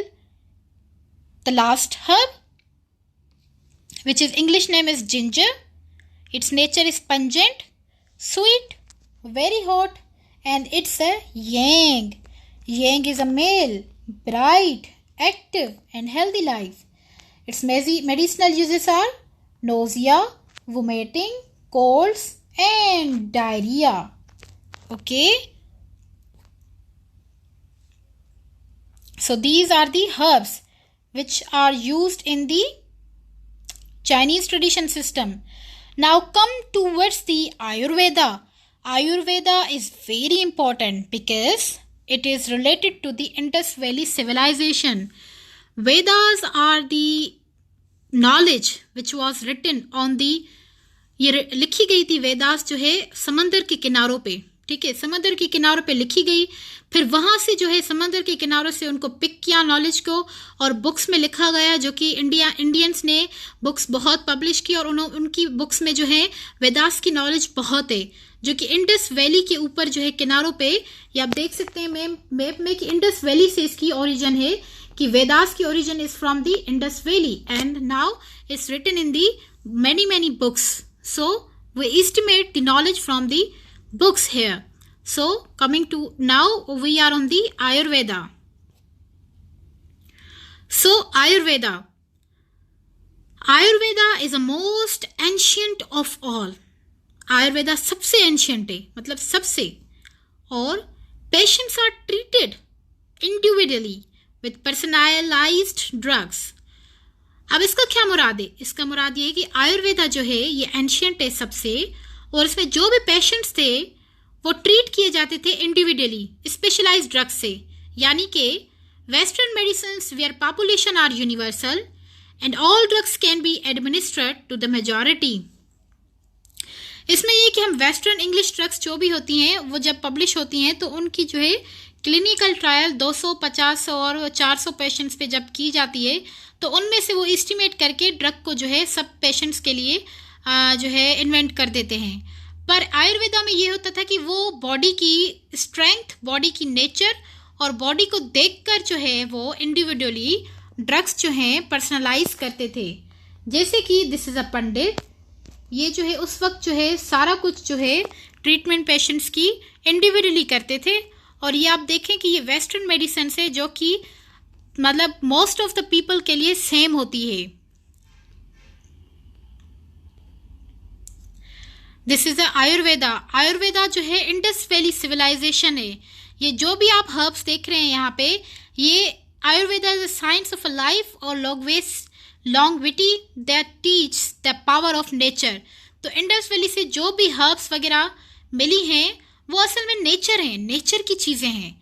तो power of nature जो है बहुत ज़्यादा powerful है compare to the medicinal drugs. Now philosophically Ayurveda has similarities with traditional Chinese medicine. This is not TCM, this is TSM. So traditional Chinese medicine we can also say that, but traditional system of medicines we can say this also. So Parana is like a key. Key was the essential force in the Chinese system. But here in Ayurveda, Parana is a force, that is the life energy, which is equivalent to key. In traditional Chinese medicine, there are two, that was the yin and yang. But in Ayurveda, there are three factors, that is the tridosha. So Chinese system of medicine में हम क्या पढ़ के आए कि वहाँ पे yin और yang का concept principle समझ के आए कि yin और yang was the fish, yang was the male, yin was the female, yang was the bright, yang was the active and was a male. Yin was the black, dark in color, passive, water and was a female. But here in Ayurveda system, tridoshas are available. There are 3 doshas. There are 5 elements in both, but they are slightly different. यानी कि traditional Chinese system में 5 elements जो थे, जो कि थे fire, earth, metal, air, would. But here are also 5 elements, but the slightly difference is here. Many remedies are common, बहुत सारी remedies common हैं to both system, although the philosophical rationale for their application may be little different. मतलब application जो लगाने का तरीका है उसमें थोड़ा सा difference आ सकता है. तो आप ये देख सकते हैं कि prana is like a key, but here the factors are 3. There in Chinese traditional system was 2 factors, that was the yin and yang. But here you can see the 3 factors, that is the vata, pitta and kapha. So vata is between the ether and air, pitta is between the fire and water, kapha is between the earth and water. These are the 3 factors which are the principle of Ayurveda. Now comes towards the elements. In Chinese traditional system, there were 5 elements, which was the fire, wood, air, earth and water.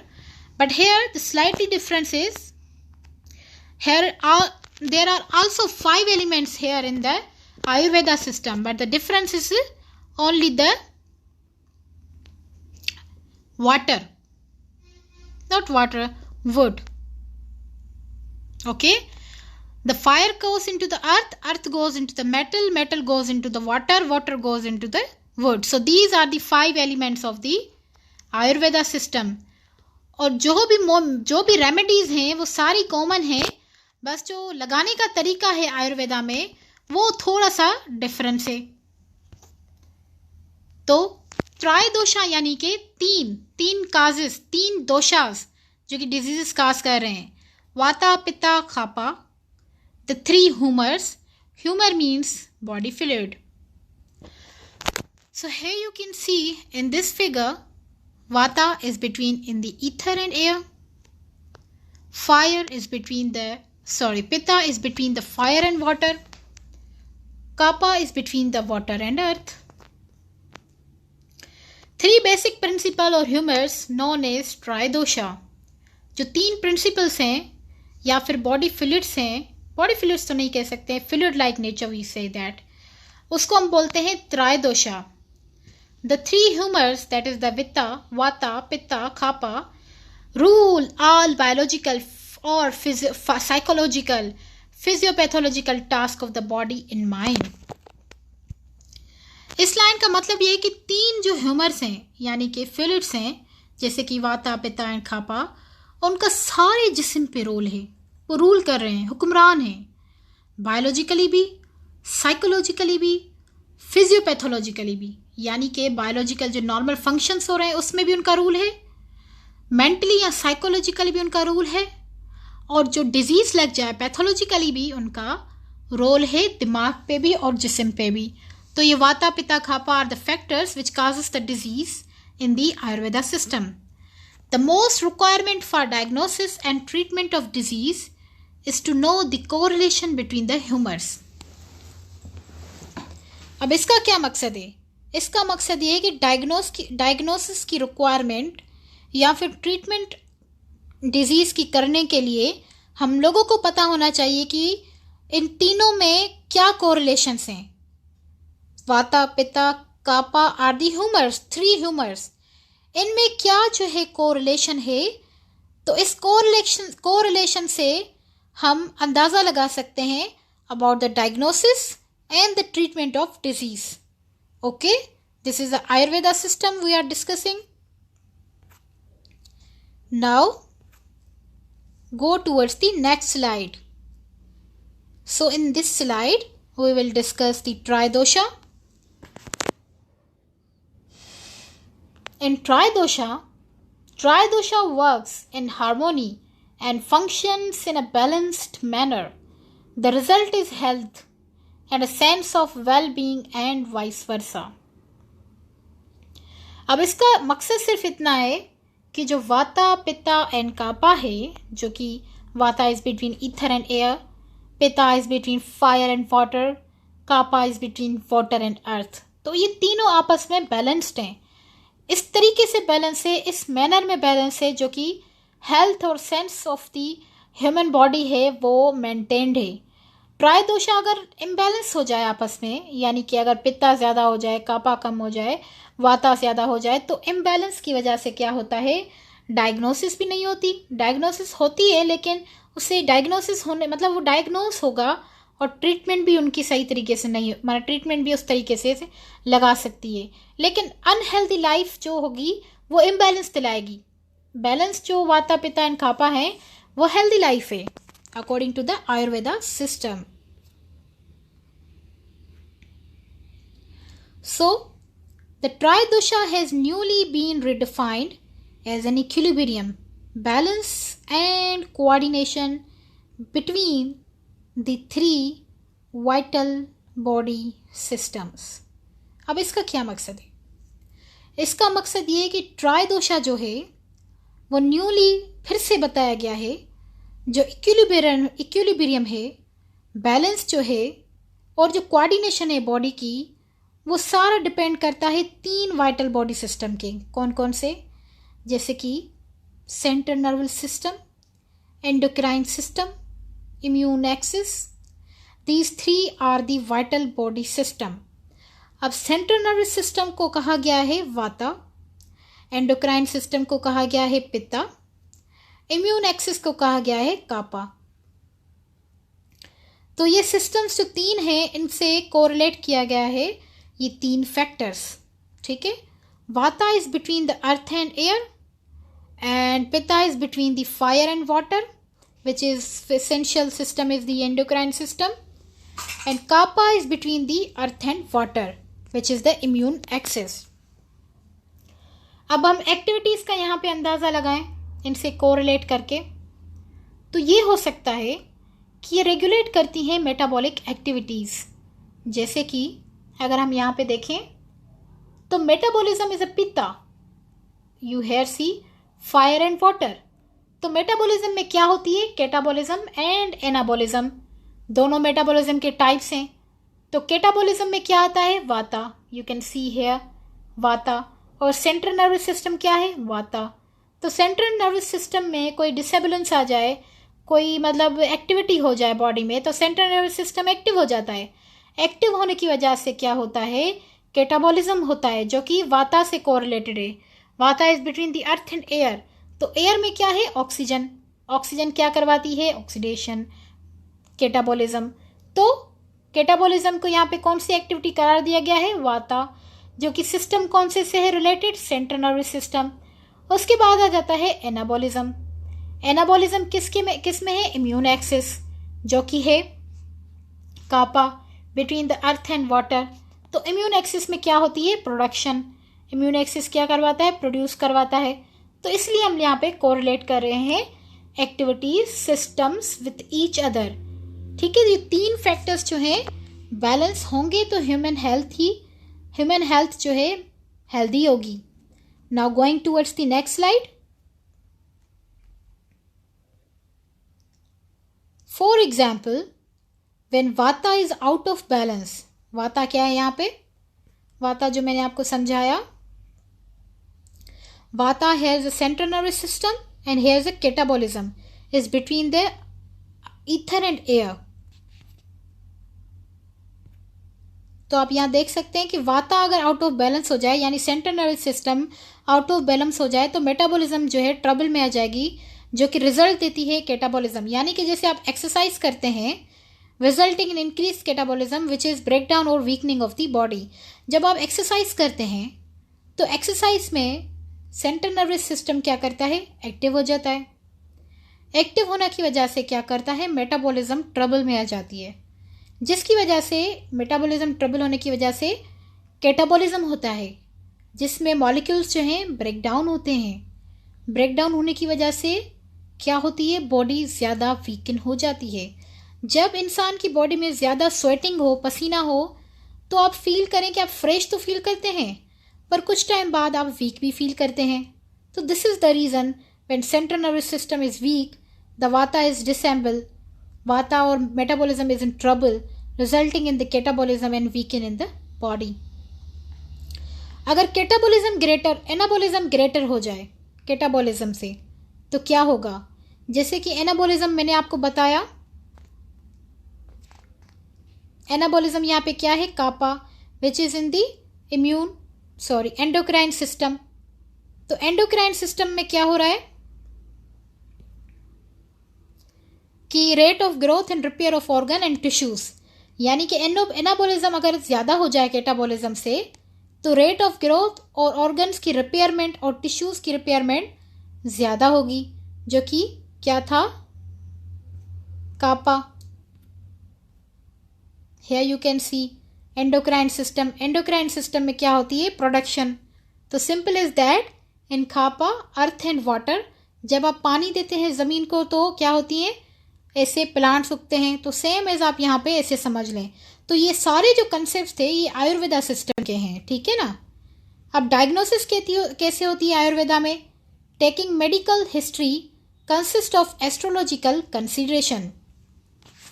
यहाँ पे क्या होता था Indus valley में, जो practitioner होते थे patient से मेडिकल हिस्ट्री पूछकर फिर उनको कोरिलेट करते थे एस्ट्रोलॉजिकली।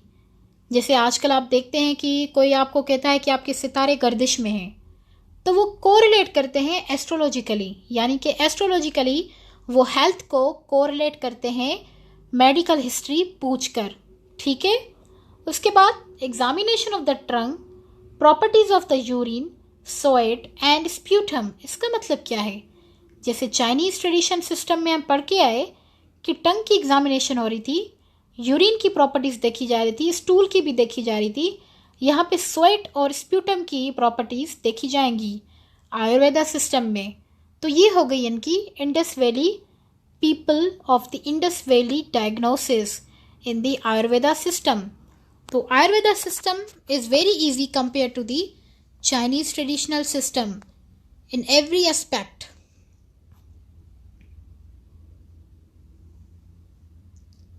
Now treatment में involve, अब ट्रीटमेंट में क्या हो सकता है आयुर्वेदा में? ट्रीटमेंट में हो सकता है diets, fasting, enemas, herbal treatment, blood letting, skin application, yogic breathing, mineral. अब इसका क्या मुराद है? ट्रीटमेंट में क्या क्या आ सकता है? एक तो डाइट आती है कि उनका शेड्यूल बना हो कि आज क्या खाना है, आज क्या नहीं खाना, दिस इज।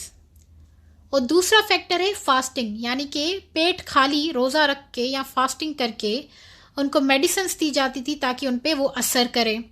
एनिमास, अब ये क्या होता है? ये फार्मास्यूटिकली टर्म है। इसमें यह है कि फार्मास्यूटिकली उनको सॉल्यूशंस दी जाती थी। हर्बल ट्रीटमेंट, जैसे कि जड़ी बूटियों से उनकी ट्रीटमेंट की जाए। ब्लड लेटिंग, यानी कि उनका गंदा खून उनकी बॉडी में से निकाला जाए। स्किन एप्लीकेशंस, यानी कि स्किन के थ्रू जो है उनमें दवाई जो है इंजेक्ट की जाए। योगिक ब्रीथिंग, यानी कि योगा करके उनकी जो एक्सरसाइज कराई जाए। और मिनरल्स, और उनकी डाइट में मिनरल्स भी शामिल होते थे। तो ये इनकी ट्रीटमेंट होती थी आयुर्वेदा सिस्टम्स की। तो ये उनकी क्या है? Treatment of the Ayurveda system from Indus valley. अब कुछ हम एग्जाम्पल्स देखेंगे हर्ब्स की। जैसे हमने चाइनीज ट्रेडिशन सिस्टम में एग्जाम्पल्स देखी और उनके मेडिसिनल और लैटिन नेम्स देखे और इंग्लिश नेम देखे, तो सेम एज हम यहाँ पे भी उनके देखेंगे। तो botanical name first is the nigella sativa, इसका बॉटनिकल नेम है। इंग्लिश नेम इसका क्या हो जाएगा? Black cumin. इफेक्ट्स ऑन दोषा क्या हो जाएगा उनका? पेसिफाइज वाता एंड कापा, यानी कि उसमें इम्बैलेंस काज कराएगा, यानी कि इम्बैलेंस होगा उनमें या फिर बैलेंस होगा। मेडिसिनल यूजेस उनका क्या है? Digestive and antiseptic. Ocimum centum, यानी कि होली बेसिल, इंग्लिश नेम है ये। पेसिफाइज कापा एंड वाता। मेडिसिनल यूज क्या है इसके? एक्सपर्टोरेंट, फेब्रिफेज, immunomodulator. Piper nigerum, its English name is black pepper. Effects on dosha क्या है? Pacifies vata and pitta. Medicinal use क्या है इसकी? Digestive, respiratory disorders. तो ये कुछ हर्ब्स हैं जिनके मेडिसिनल यूजेस यहाँ पे बताए गए हैं और ये भी बताया गया है कि इफेक्ट उनका क्या होगा दोषा पे, यानी कि उन 3 फैक्टर्स पे, वित्ता, पाता, खापा पे, और उनके इंग्लिश नेम भी इस स्लाइड में बताए गए हैं।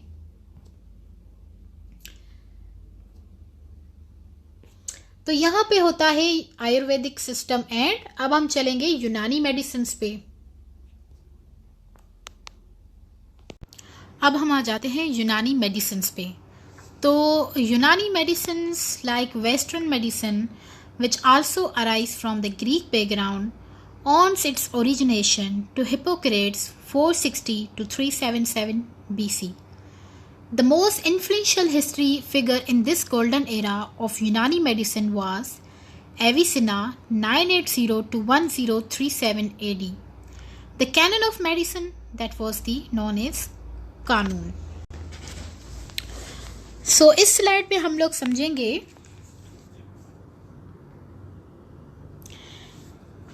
जो यूनानी मेडिसिन है उनको हम लोग वेस्टर्न मेडिसिन भी कहते हैं, इंग्लिश मेडिसिन भी कहते हैं, ठीक है, जो कि अराइज हुए थे ग्रीक बैकग्राउंड से 460 टू 377 BC। यूनानी मेडिसिन सिस्टम की बात कर रहे हैं हम लोग, जो कि ओरिजिनेशन इसकी कहाँ से हुई थी? ग्रीक बैकग्राउंड से, ठीक है। और the most influential figure historical figure was, मतलब गोल्डन एरा का जो मोस्ट इन्फ्लुएंशियल हिस्टोरिकल फिगर कौन थे?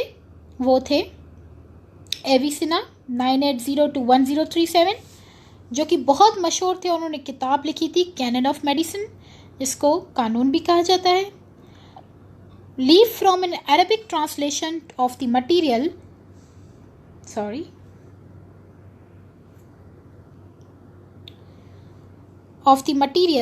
Medica of Disc, the pharmacy dated 1224 Iraq, Baghdad, school colors and glit on paper. अब इसका मुराद क्या है? इसका मुराद ये है कि इंग्लिश मेडिसिन या वेस्टर्न मेडिसिन जो थी, सिस्टम जो था ओरिजिनेट हुआ था बगदाद से, यानी कि यूनान से, इराक से, यूनान से हुआ था, फिर इराक में आया, इराक से फिर पाकिस्तान में आया। हम देखते हैं आगे स्लाइड में।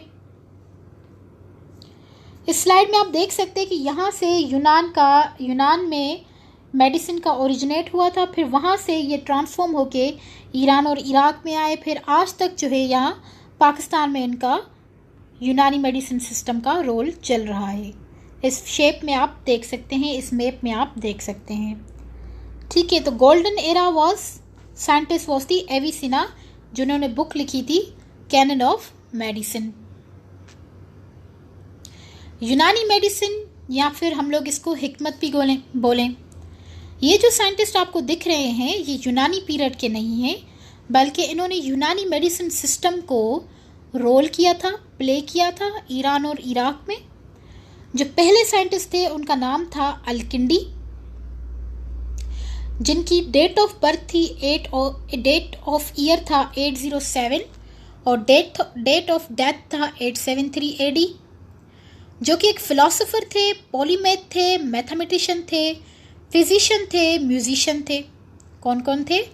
Philosopher, polymath, mathematician, physician and musician.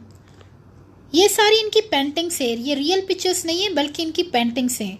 तो ये कौन से साइंटिस्ट हैं? अलकिंडी। उसके बाद आ जाते हैं मोहम्मद इब्ने ज़ाकरिया अल राजी, जो कि डेट ऑफ ईयर इनका था, ईयर ऑफ बर्थ इनका था 854 टू 925 ईयर ऑफ डेथ। तो ये साइंटिस्ट अबू मोहम्मद इब्ने ज़ाकरिया पॉलीमेथ थे, फिजिशियन थे, अल्केमिस्ट थे, फिलोसोफर थे, important figure in the history of medicine. Medicine की हिस्ट्री में इनका बहुत ज़्यादा रोल था, ठीक।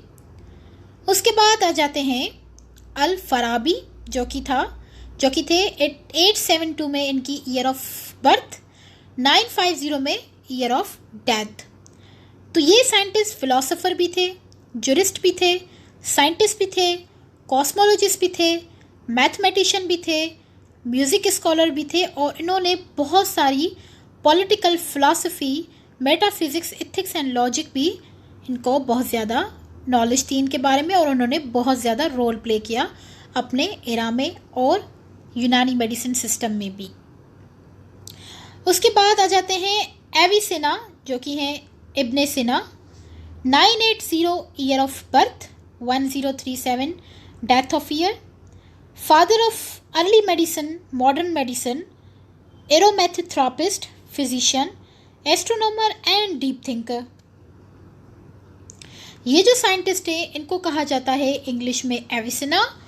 इब्ने सीना इनका नाम है, जो कि 980 इनका ईयर ऑफ बर्थ था, 1037 इनका ईयर ऑफ डेथ था।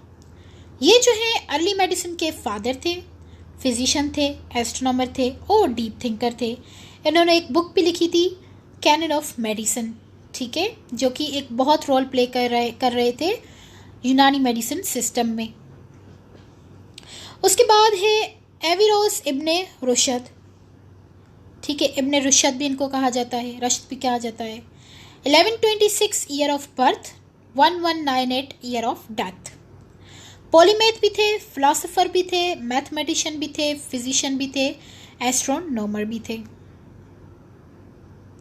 उसके बाद है इब्ने खल्दम, ठीक है, 1332 में इनका ईयर ऑफ बर्थ था, 1460 में ईयर ऑफ डेथ था। हिस्ट्रोग्राफर भी थे, हिस्टोरियन भी थे। He is forerunner of the modern discipline of sociology and demography. तो सोशोलॉजी और डेमोग्राफी में इनका रोल था। तो ये जो साइंटिस्ट है, basically these scientist are the हिकमत साइंटिस्ट वी कैन से, और यूनानी मेडिसिन सिस्टम में इनका रोल था, उन्होंने रोल प्ले किया था, ठीक है। एविसेना और इब्ने सीना, जो कि death of year, birth year इनका था 980, डेथ ईयर था 1037, जो कि मॉडर्न मेडिसिन के फादर थे। जैसे कि इन्होंने एक ये पेंटिंग बनाई थी उस दौर में इन्होंने बताया कि देखिए ये कैपिलरीज हैं, ये हार्ट है, ये इंटेस्टाइन है और हार्ट कैसे ब्लड को पुश करती है और कैसे ब्लड सारी बॉडी में सर्कुलेट कर रहा है। तो इन्होंने उस वक्त में, यानी कि 980 to 1037 के बीच में, मिड में, इन्होंने ये अपना कंसेप्ट बताया था मॉडर्न मेडिसिन का, और इस कंसेप्ट से आगे चल के बहुत सारे लोगों ने एलाबरेट किया इसको। तो आप इससे अंदाज़ा लगाएं उस टाइम की फ़िगर इन्होंने ये बनाई और कितनी खूबसूरत फिगर है, और इनमें से इन्होंने बहुत सारे कंसेप्ट दिए लोगों को। फिजिशियन भी थे, एस्ट्रोनॉमर भी थे और डीप थिंकर थे। डीप थिंकिंग की वजह से इन्होंने ये देखें कितना बहुत बड़ा एक जो है काम किया। Unani medicine, Hakim Abdul Majid 1883 year of birth, 1922 year of death, founded an organization called Hamdard in Delhi in 1906. Ajmal Khan और Hakim Ajmal Khan 1868 year of birth, 1927 year of death, was an Indian physician specializing in the field of South Asian traditional Unani medicine. Basically ये वाले जो scientist है ये student थे इन scientist के, जिनका नाम था अब्दुल माजिद, हकीम अब्दुल माजिद, और इनका नाम है अजमल खान। अब इनका भी रोल जो है यूनानी मेडिसिन सिस्टम में था, ठीक है। इन्होंने एक ऑर्गेनाइजेशन जो है फाउंड की हमदर्द दिल्ली में 1906 में, और ये जो साइंटिस्ट थे अजमल खान और हकीम अजमल खान, इन्होंने इंडियन फिजिशियन थे और स्पेशलाइजेशन इनकी थी साउथ एशियन ट्रेडिशनल यूनानी मेडिसिन में, ठीक है। उसके बाद आ जाते हैं यूनानी मेडिसिन। यूनानी मेडिसिन के 7 कंपोनेंट्स हैं। कितने? 7 कंपोनेंट्स। तो पहला कंपोनेंट है अल नासिर, दूसरा अल मिजाज, तीसरा अखलत, 4th अल अज़ा, 5th अल अरवा, 6th अल कुवा एंड 7th अल अतल। इंग्लिश में हम कहें तो elements, temperament, humours, we can say body fluids, organs, vital spirit, powers, functions.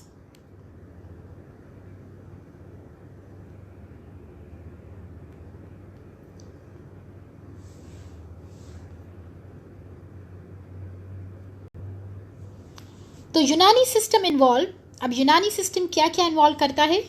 First of all elements, nature and we go towards the humours. तो एलिमेंट्स में आप देखें, first element is the earth, second is air, third is water and fire. अब इनकी nature क्या क्या है? Cold, hot, wet and dry. तो ह्यूमर्स में, बॉडी फ्लूइड्स में क्या आएगा? Blood, phlegm, yellow bile and black bile. अगर इसमें आए फिगर में तो 4 एलिमेंट्स हैं, कौन कौन से? Blood, phlegm, black bile, yellow bile.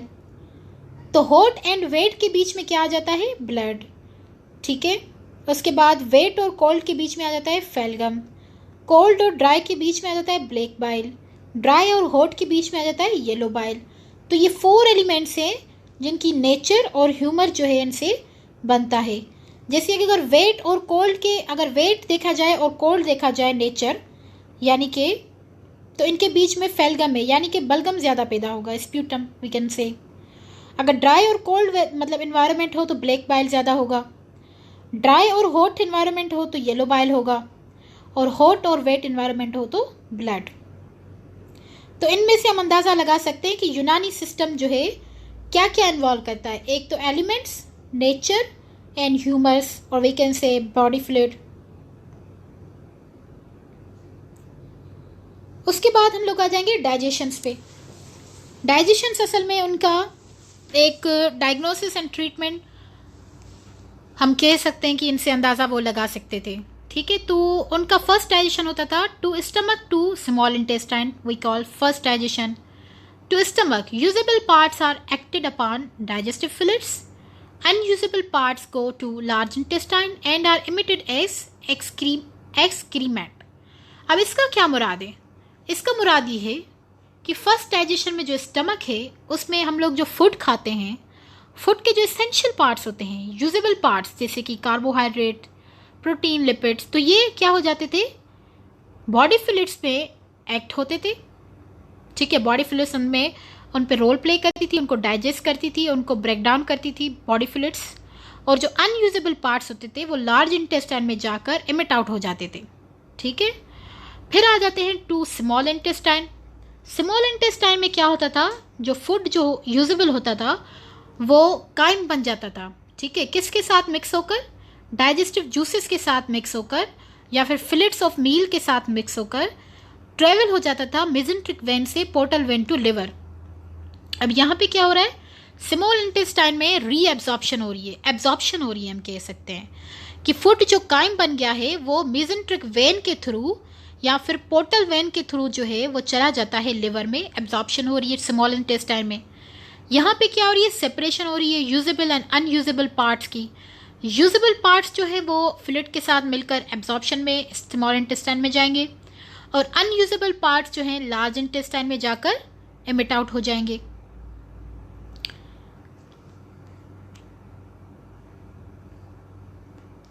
उसके बाद आ जाएंगे सेकंड डाइजेशन। सेकंड डाइजेशन में क्या हो रहा है? इसमें ब्लड ह्यूमर अराइजेस हो रही है, यानी कि हॉट एंड मॉइस्ट जो है ह्यूमर जो है वो बन रहा है। Superior nutrients are taken via blood stream to heart and disperse to cell via general blood stream. इसमें ये हो रहा है कि जो फूड है, जो न्यूट्रिशन सुपीरियर न्यूट्रिएंट पार्ट्स हैं, वो ब्लड स्ट्रीम के थ्रू उनको पिक कर हार्ट की तरफ ले जाया जाता है, फिर डिस्पर्स होता है। हार्ट क्या करता है? ब्लड को पंप करता है, तो पंप्ड ब्लड में क्या होगा? फूड पार्टिकल्स होंगे, यानी कि फूड पार्टिकल्स तो नहीं कह सकते, उसमें सारी जो पार्टिकल्स हैं वो सारे एब्जॉर्ब होकर काइम फॉर्म में फिर वहाँ जाते हैं, फिर उसके थ्रू जो है वो ब्लड स्ट्रीम में डिस्पर्स हो जाते हैं, बॉडी में डिस्पर्स हो जाते हैं through blood stream.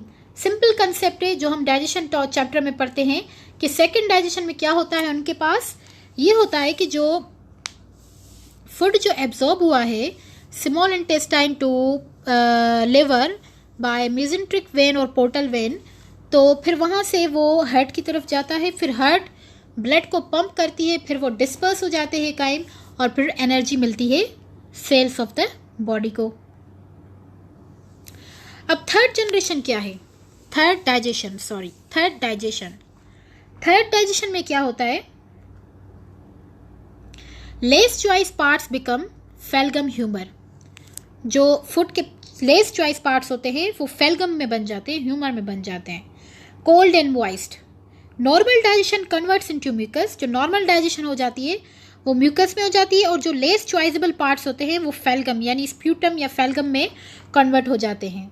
Saliva and gastric intestinal mucus, abnormal digestion causes excess mucus. जो एबनॉर्मल डाइजेशन होगी तो वो क्या करेगी, एक्सेस म्यूकस काज करेगी। Saliva and gastric and intestinal mucus, ठीक है, classified as sweet, sour, thick, thin etc। अब जो लेस चॉइसेबल पार्ट्स हैं वो कन्वर्ट हो जाएंगे फेल्गम में। जो नॉर्मल डाइजेशन हो रही है उसमें म्यूकस में कन्वर्ट होंगे। अगर एबनॉर्मल डाइजेशन हो रही है तो इंटेस्टाइनल म्यूकस ज़्यादा पैदा होगा या एक्सिस म्यूकस पैदा होगा, जो कि क्लासिफाई किया गया है स्वीट, सोर, थिक, थिन में। स्वीट क्या है, मीठा, स्वेट बोले हम। सोर स्वीट यानी कि मीठा, नॉट स्वेट, स्वीट मीठा, सोर मतलब जो होता है thick, thin etc। Remaining nutrients become yellow bile, bilious humour, hot and dry.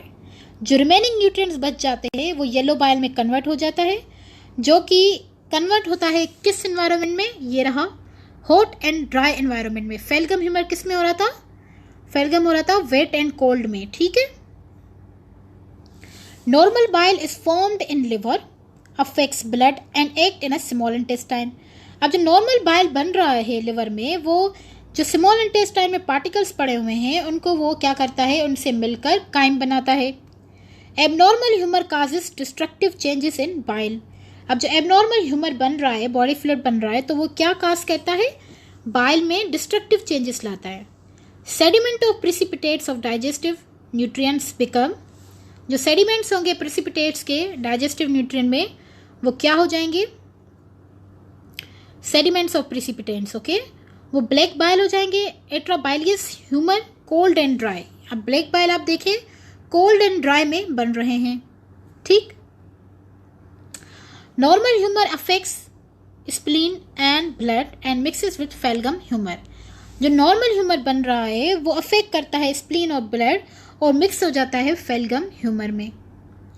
Third digestion में हम लोग सिंपली कंसेप्ट ले रहे हैं ह्यूमर का, फेल्गम ह्यूमर का, बाइलियस ह्यूमर का और ब्लैक बाइल ह्यूमर का, ठीक है। तो वो कैसे बन रहे हैं, किस एनवायरनमेंट में बन रहे हैं, सिंपली इस फिगर में आप देखें कि फेल्गम बनता है वेट एंड कोल्ड एनवायरनमेंट में, ठीक है। ब्लैक बाइल बनता है कोल्ड एंड ड्राई में, येलो बाइल बनता है ड्राई एंड हॉट में, ब्लड बनता है हॉट एंड वेट में।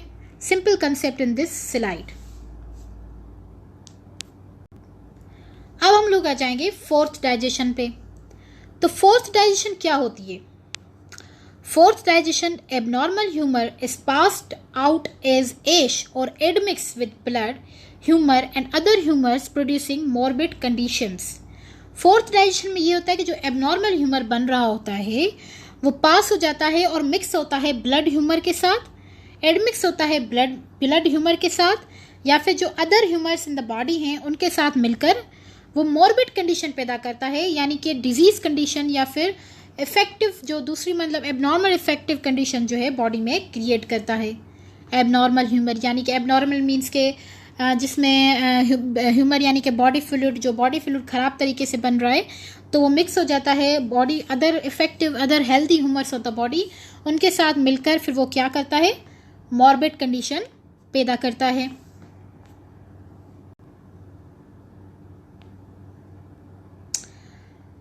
अब हम लोग आ जाएंगे होम्योपैथी पे। तो होम्योपैथी डेवलप्ड हैंडमैन by doctor Samuel 1755-1843। Year of birth was 1755, year of death was 1843। A German physician थे। Homeo means similar and patho means sufferings, similar sufferings, homeopatho means similar sufferings. Giving same agents, मतलब सारे agent same दिए जाते थे minute doses में, which cause disease larger doses. It is based on the principle that means like cures like. मकसद क्या हुआ इसका, आप सोच रहे होंगे कि इसका मकसद क्या हुआ। इसका मकसद ये है कि होम्योपैथी यानी कि सिमिलर जो है सफरिंग्स हो, थोड़ी सी डोजेस में डिजीज़ वाले पेशेंट को दी जाती है, ठीक है, जो लार्ज मतलब जो सेगमेंट्स जो हैं सेम एजेंट्स दिए जाते हैं थोड़े से डोज में, ठीक है, जो विच काज डिजीज लार्जर डोज, ठीक, मतलब लाइक योर लाइक्स, जैसे कि थोड़ा सा डोज दिया जाए, सिम्टम्स जो डिजीज के हैं वो इन्हांस हो, जो हों उनको वो सिम्टम्स ज़्यादा इन्हांस होकर डिजीज को जो है वो ख़त्म कर देता है। होम्योपैथी में ये कंसेप्ट हम लेंगे, like cures like. Examples of homeo medicine, an onion poison ivy, an onion substance which makes your eye water and your nose burn। आपको पता है कि ऑनियन जो है हम काटते हैं तो हमारी आइज जो है वाटरी हो जाती है और नोज जो है बर्न होता है, जलता है, ठीक है ना। If you are having an attack of hay fever, अगर आपको हे फीवर का अटैक हुआ है, ठीक है, with watering eyes and burning nose, यानी कि वाटरी आइज भी हो रही है हे फीवर में, नोज भी बर्न हो रहा है, a homeopathic remedy made from onion can relieve it. अब आप इस बात से अंदाज़ा लगा सकते हैं कि जब ऑनियन हमारी आइज़ में वाटर ला सकता है, नोज़ को बर्न कर सकता है, पर अगर हे फीवर भी यही सेम सिम्टम्स काज कर रहा है तो हे फीवर को ट्रीट भी लाइक ही कर सकता है। यानी ऑनियन जो है जो वाटरी नोज़, वाटरी आइज़ और नोज़ बर्निंग करता है, वही जो है उस हे फीवर डिजीज़ को जो है ठीक कर सकता है, ट्रीट कर सकता है by increasing the symptoms of the disease. We can say that, like yours like. So here in poison ivy causes the redness, intense itching, burning, blistering and sometimes stiff muscle। poison ivy में क्या होता है, redness होती है, बहुत ज़्यादा itching होती है, ठीक है, blistering होती है, sometimes muscle जो है stiff हो जाते हैं, सख्त हो जाते हैं।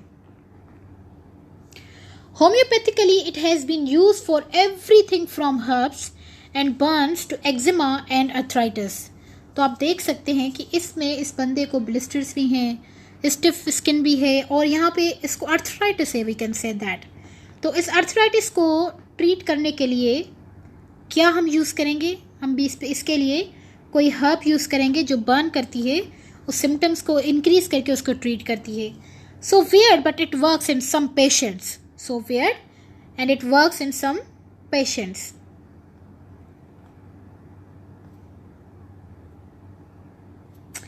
ये स्लाइड्स आप देख सकते हैं,